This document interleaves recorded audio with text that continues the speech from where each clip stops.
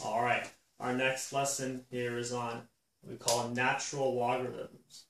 So we're starting off here with our familiar friend here, E, which is the natural base for exponential functions, models continuous growth or continuous decay. Okay, I said this is the natural base. So e to the x, just like any other exponential function, e is a number about 2.7. Graphed it here quickly. Shows when x was 0, e to the 0 is 1 power is 1. E to the 0 is 1, or y-intercept there. X is 1, e to the first is e, which is about 2.7. X is 1, y is e, about there. And then see when x is 2, you get e squared and so on, increasing exponentially. So I went to -1. When x is -1, it's 1 over e, which is about 1 divided by 2.7, which is a little less than 1/2. So, point here, and yes, we know exponential function. Okay, so let's talk about the inverse of this function. Inverse would be a log, because it's exponential inverse of exponential function is a logarithm, but it wouldn't just be any log, it would be the inverse would be log base e of x. However, you'll almost never see that written, log base e of x. 99.9% of the time, you will see log base e of x written as y equals ln of x, where ln stands for natural log. So, well, it's natural log. Why is it ln, not nl? Well, because ln stands for Logarithmus Naturalis, or something in Latin. So that's the way it is. But ln means natural log. It's log base e, but it's never written that way. It's always written as natural log, or ln of x. So let's do a quick graph of this function. Make a table. So I'm picking nice numbers here. This is a log. Domain of a log must be positive. Our argument here, our input, our value must be positive. So I can't pick 0. So I'm going to start with 1 here. ln of 1, meaning e to the what power gives me 1? Well, e to the 0 power will give me 1. So x is 1, y is 0. Okay. And picking another nice point.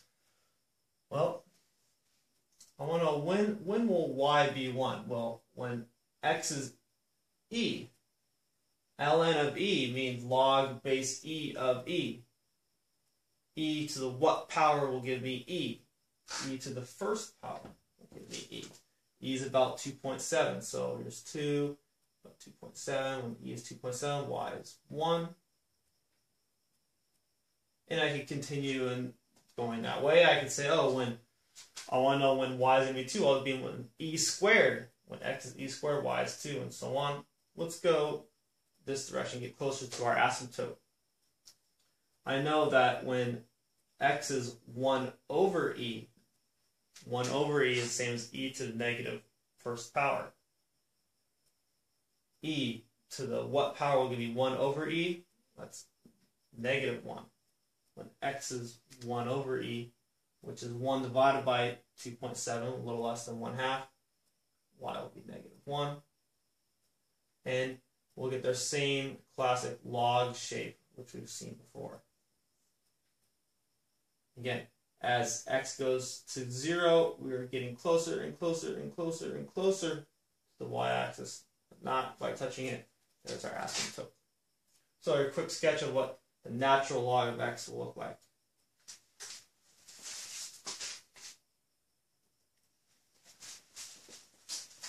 Alright, we're reviewing some of our log properties here. Natural log is still just a log, so it has all the same properties of all the other logs we've been using. Issue is, when you write the natural log, you just write ln. It looks different than log. Students think, oh, it must be special rules. No, same rules. It's just to the special base of e. So let's look at our first property here. We have log base b of b to the x.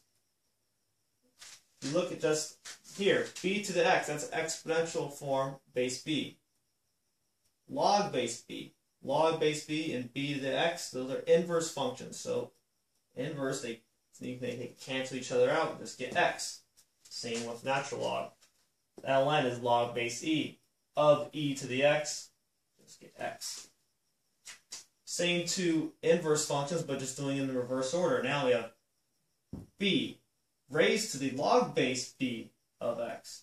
B raised to the log base b, you think they're inverse of each other? Just x. E raised to the natural log of x. Natural log is log base e. E raised to the natural log, which is log base e, just get x. Think like they cancel. Log base b of 1, b to the what power gives me 1? 0. ln of 1 is 0. Log base b of b is 1. B to the first power is b. ln of e is 1. E to the first power gives me e. So our product property, log base b of x times y. Log base b of x plus log base b of y. Same for natural logs. ln of xy is ln of x plus ln of y. We can change that to quotient property really quick here. Let's change x times y to log base b of x over y. And this just becomes a minus sign. Better minus sign there. And then so natural log of x over y is ln of x minus ln of y.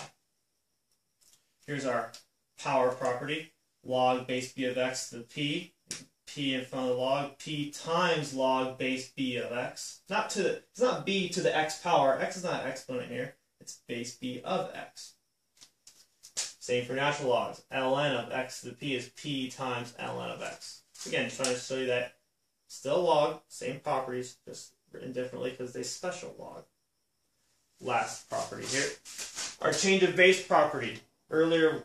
Previously we changed logs to, when we did change of base, we changed to base 10 because we do it on a calculator. Well, we can also do natural log in the calculator. So if I had log base b of x, I can make that natural log of x over natural log of b. Let's get an example of numbers here. Say I want to know what ln of, or log base 2 of 3 equals. It's not going to be an integer, it's going to be a decimal. You have to use a calculator. Calculator can't do base 2. But you can use natural logs. That's the ln of 3 divided by ln of 2. Calculator can do that. Okay. Those are our properties.